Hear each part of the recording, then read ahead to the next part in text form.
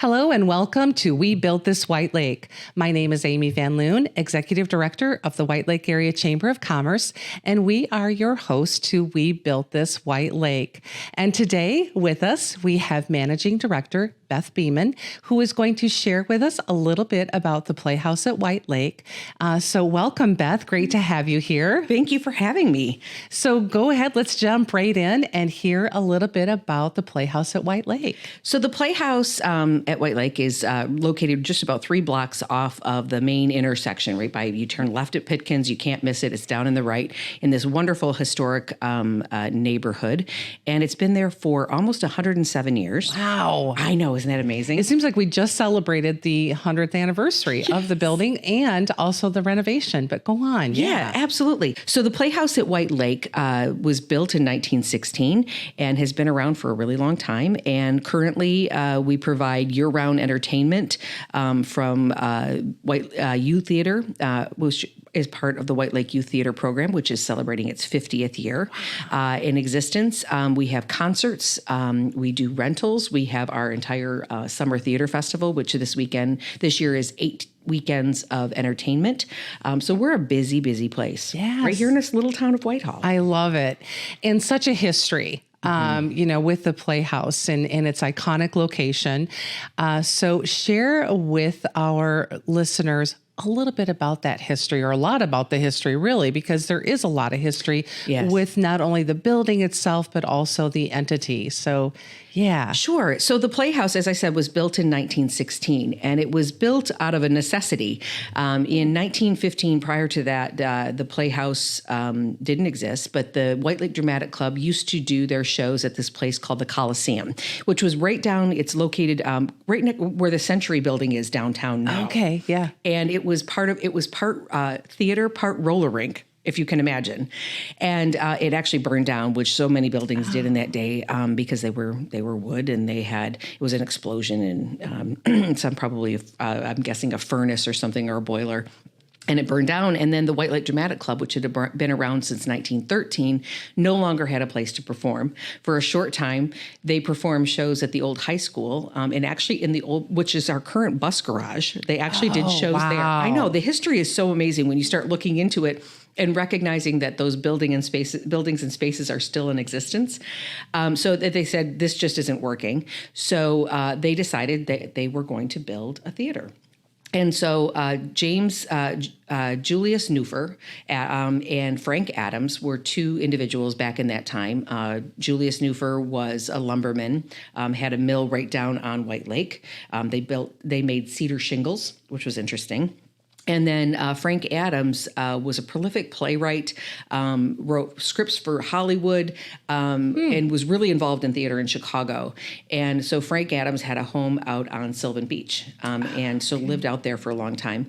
The 2 of them got together with the White Lake Dramatic Club, and they raised, and drum roll please, $12,000. Which is a big deal. Which is a big deal back then. You could buy shares for $25. And those shares were held in the bank at the state bank, which is now Fetch. Wow. So in that safe that they have that you can go in and sit in, which is really cool, the money was held there. Yeah. And then it was built by primarily volunteer labor. They broke ground April 1st of 1916, and their first show was September 26th of 1916. So 5 months to construct the entire building from top to bottom. So the theater space itself, the inside was based off of the LaSalle Theater in Chicago. If you look at pictures online, we did a lot of research. We couldn't find any interior pictures. You're always like, gosh, it would be nice if you just turned around back in the day and took pictures of what the actual house looked like. Yes. But so it was based on that. And one of the biggest things that they were addressing is because this was after the Iroquois fire, when a lot of people died inside of a theater because they couldn't get out. They were trapped. And so the biggest thing was this building could be cleared in 3 minutes. The doors opened out. They had all the fire safety. And the building itself is constructed of a material called speed block, which is these 4-chambered hollow blocks, but they're fire resistant. So that because fires were a constant issue. So it was really an amazing thing. Of that time, it was as current as you could get. Okay. But that was the beginnings of the Playhouse at White Lake. And as soon as they opened, they did plays. They did a lot of touring, vaudeville shows came through, and they had and tons of movies.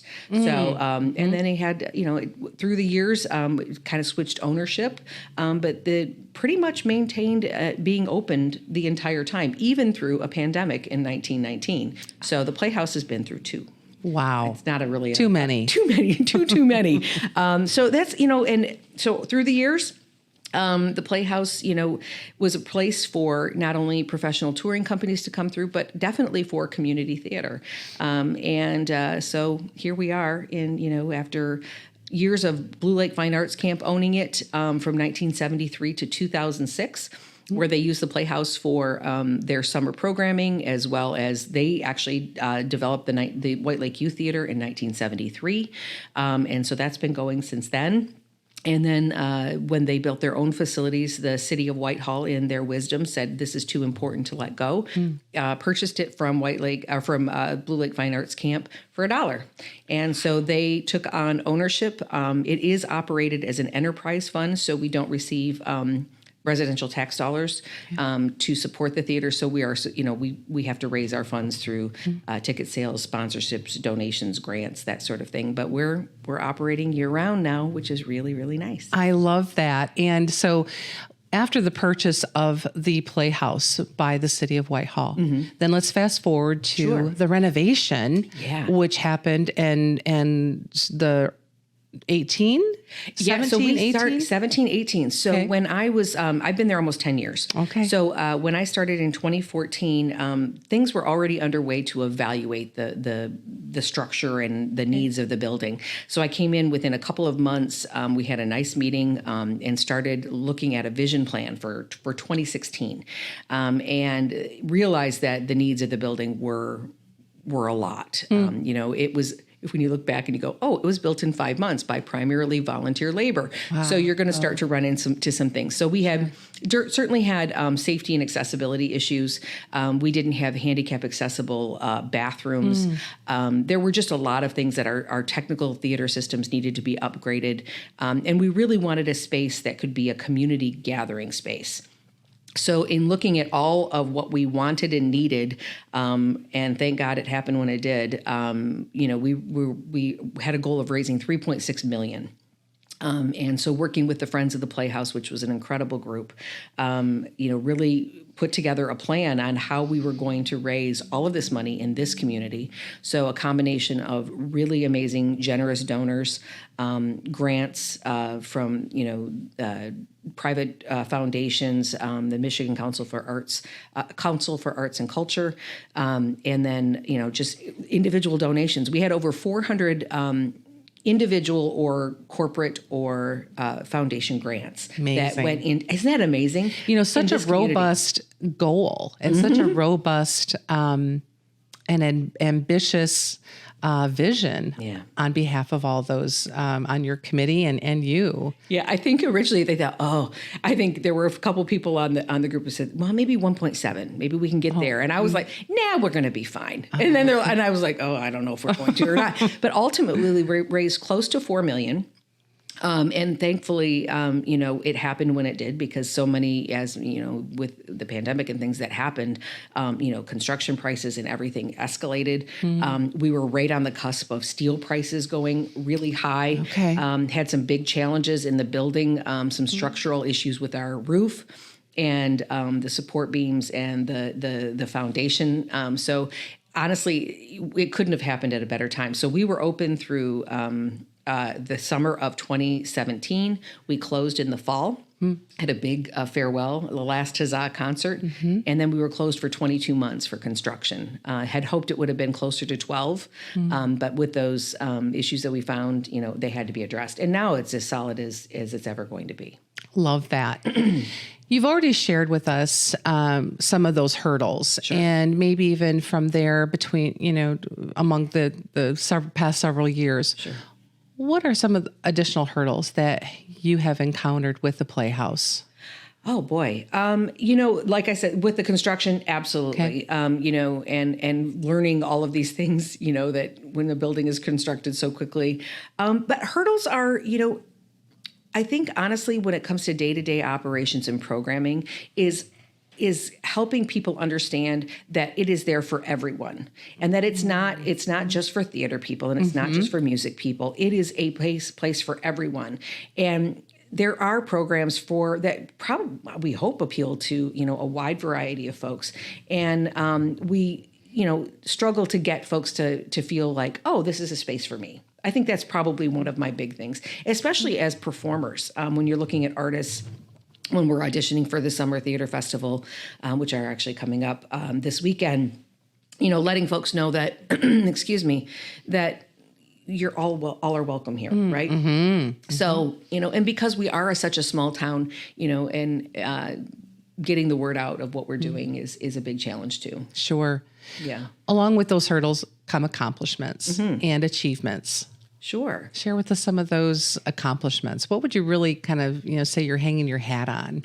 Definitely the renovation. Yeah. I think that the fact that this community came together and said, this is important. And we have so many people here who have long time memories of being a kid going to the Playhouse and feeling, that feeling that you get when you go into a dark room and the lights go down and then the curtain opens and you're in a completely transformed space. And you get that shared experience with other people. And I think that is what spoke to people when we were doing the capital campaign, and what continues to speak to people that come back year after year. We have a lot of folks that are summer residents and friends that come, and the Playhouse is definitely a part of their plans for the summer. So I would say that the renovation, the fact that we were able to raise those monies and really make a beautiful space that is, accessible, that is safe, that has, plenty of bathrooms that are handicap accessible, both backstage and on stage, for the public to use.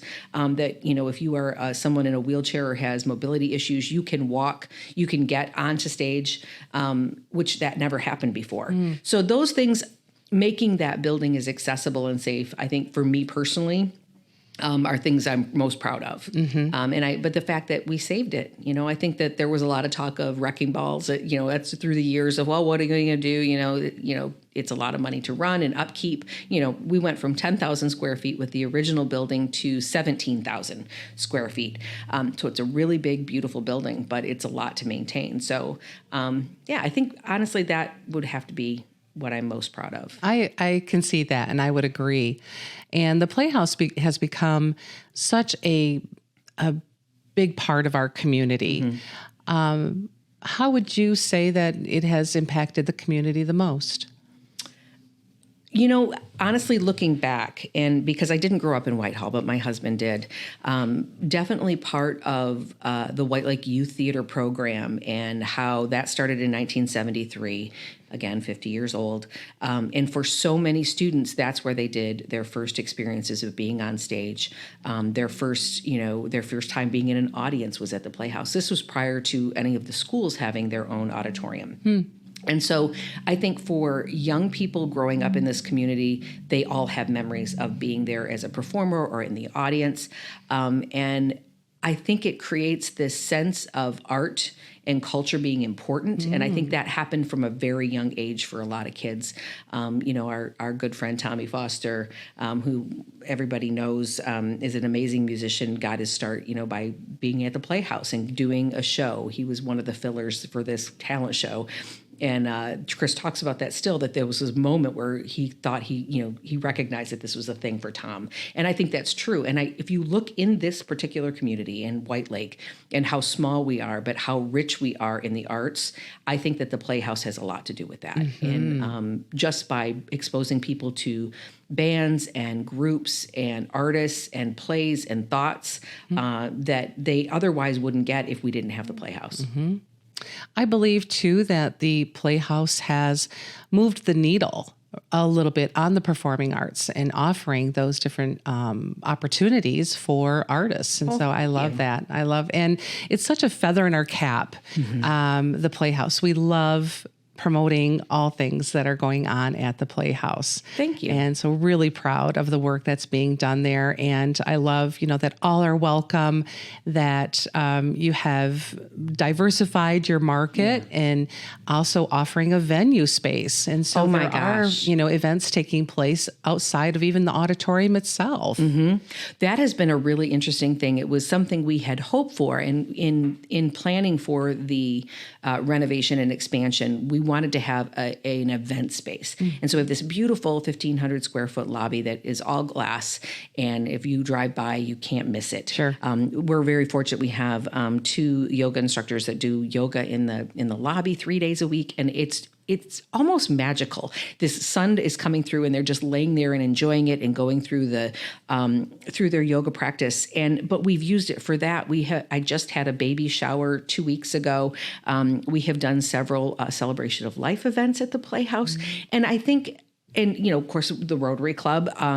Which we're both members of. We do the Night on the Town, which is coming up in November 4th. The Gnarly Heifer did their celebration, their 1-year celebration, which was so much fun. Tons of people.